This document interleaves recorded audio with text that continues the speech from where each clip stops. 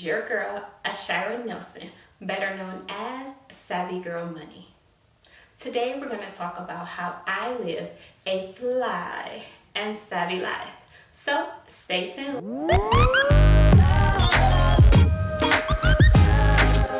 So thanks for tuning in, and I hope you guys have subscribed. So let's just dive right in. So as I said, this video is going to focus on how I, Ashira Nelson, live a fly and savvy life. There's so many different ways you can kind of live fly and savvy, meaning kind of live fly but consciously think about your spending habits. No, I don't always want to think about how much I'm spending, but I gotta do what I gotta do because baby girl got goals. And 10 years from now, I'm gonna thank myself for handling business now so I can live the life I want later. So remember that as you're thinking about changing your life or trying to live a budget-friendly, I love to call it a savvy life. Don't look at it as depriving yourself. Look at it as making small sacrifices now to live better later. Or making small sacrifices now to live financially free later. So let's dive right in. The first thing I do as I think about living my fly and savvy life is I never, ever, ever, ever, never pay full price for clothes. Unless they're already cheap, of course. So if something is like $25 for a top and I love it, okay, that's a little different. But if I find a top that's like $50 or $100, never pay full price for those items. Because one thing I have noticed is that when I go back to the store, let's say 1 week later, not even a whole week, some days 5 days later, that exact shirt is on sale. And I'm just left like, what did I do? I just paid an additional $25 when I could have waited 6 days and got the shirt for as little as 40% off. So never, if you can, avoid paying full price for items. Wait till they go on sale and as little as a week later. Another thing I do is I buy organic fruits, vegetables, and meat from Aldi's. I know, Aldi's. I kind of wish they changed their name, but don't tell them I said it, but whatever. I love shopping there for my fruits, vegetables, and meat. I only buy the organic items and I get them for a great deal. I compared it to Whole Foods and I just save so much. So that's a little savvy tip. I do, especially like, because when people give you tips on how to save, they never really talk about like how to save and live a healthier lifestyle. So that's like the best tip I can give you. And of course, I had that same perception of Aldi's growing up. I always felt like lower income families or families from the projects ate from Aldi's, and I used to think I was so good. I was so good. Baby girl making money now. I can't be shopping at Aldi's. Why would I? Not true.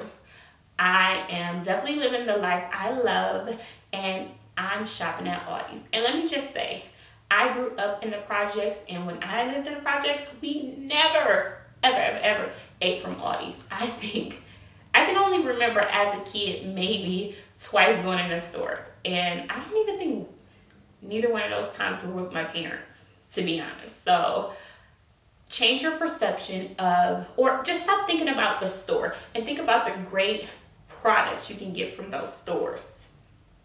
Moving on, another tip I have is to shop online. Yep, online shopping. I found out with online shopping that I can always get a better deal. Hey, that's the whole point of this. Finding great deals. And I found out that if I go into a store, let's just say I go into Old Navy today, no deals in the store. Not saying that's how it's currently happening, but it has happened to me in the past. So I'll go in a store, Old Navy, And while I'm in the store, I love to go online to see if they have deals. Every time I have done that, I even showed it on my Snapchat. So make sure you follow me on my personal Snapchat. Be like, I put that little plug in.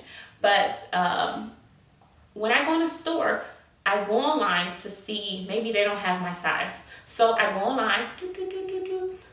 Oh, they got that in a small. Great.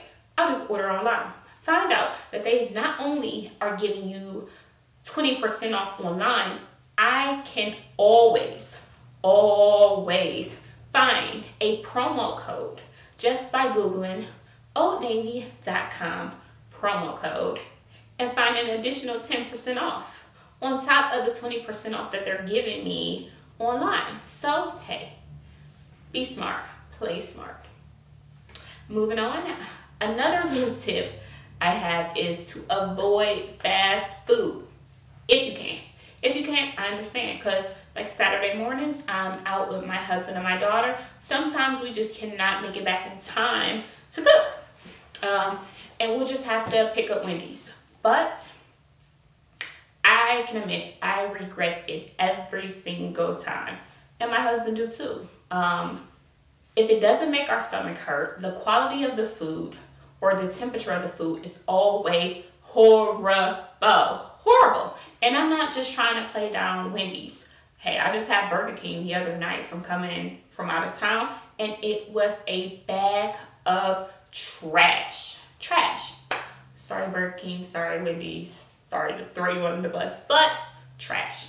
So if you can, avoid fast food. Just because you can go buy 1 pound of ground beef, ground turkey, which I love, and just whip that up yourself quickly, and you'll just actually enjoy what you're eating more. And what I found out is I always have something for later when I take that option. So I either have lunch for the next day, or I have, if I get hungry, let's say 2 hours later, voila, I have food. Another thing I do is always plan ahead of time. Plan ahead. And an example I can give is, especially when I'm going grocery shopping, most of the time to Aldi's to get my fruit, vegetable, and meat. I always write down, just by scanning my kitchen, what items we need. And this has helped me out so much because I found out that I'm not picking up unnecessary things or things we already have. I always have onions and potatoes at my house. But if I don't plan ahead and scan for them things, when I go to the grocery store, for some reason, I'm always picking up those items because I know I need those. I cook with them every week, and I found myself buying another 5-pound bag of potatoes. I get home and I'm like, really, Shira? You just bought another pound of potatoes. Why didn't you write that on your list? So plan ahead, write a shopping list. Another thing that I like to do is I have this rule. Never spend before you actually have the cash. If you don't have the cash, don't spend it.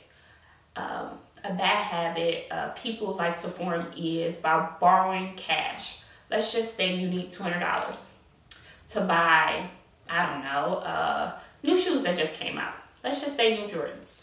So you get the $200 and then you get paid. $200 out the window already. And then you pay your bills. Money for your bills out the window already. And then you're left with this petty little paycheck because you already spent all of your cash and then the rest went to bills. So just remember, do not spend before you actually make the cash. Receive the cash and then plan for your cash, and make sure you always pay yourself through your savings account or or an investing account. That's what people mean by paying yourself first. So make sure you pay yourself first, and then plan out your rest of your cash. Pay yourself first, pay your bills, and then you should be buying the Jordans or whatever, wants you want to purchase. Even though I really think we should avoid wants right now, to the best of our ability, but still enjoy life. So I want to also give this quick little quote, because in this day and age, we love to think things are supposed to happen quickly, but all things don't happen quickly. I think social media and this new day and age have made us think everything's supposed to happen instantly, but that's not always the case. We have to give ourselves time to learn and grow. And just remember, it takes 21 days to make something a habit. So allow yourself to go through the motions of making changes, especially with your finances. Do not think that you're supposed to become like this money wizard or this budgeting hobo overnight. And I definitely don't look at myself as a budgeting hobo. But allow yourself the time and the ability to like really grow, because you will really benefit from that in the future. And I want to share with you guys, my next video that's coming up is going to feature my daughter, Skylar Nelson, and we're going to talk about this money jar. I don't know if you guys can see this. Let's see. I'll share it. Say, working my way to a new kitchen set. I will go more details with that with her in my next video. So thank you guys for tuning in to my channel, Savvy Girl Money. I appreciate all of my followers, and I'm trying to get my following up. So please share on your Facebook page, and if you can, even send a link to your family or friends. If you receive some great advice here, you never know somebody else that might need the same advice. I would love for you to do me a favor and send it to a millennial or a college student. This can be great advice for a young professional. So please pass it forward. I appreciate all you guys.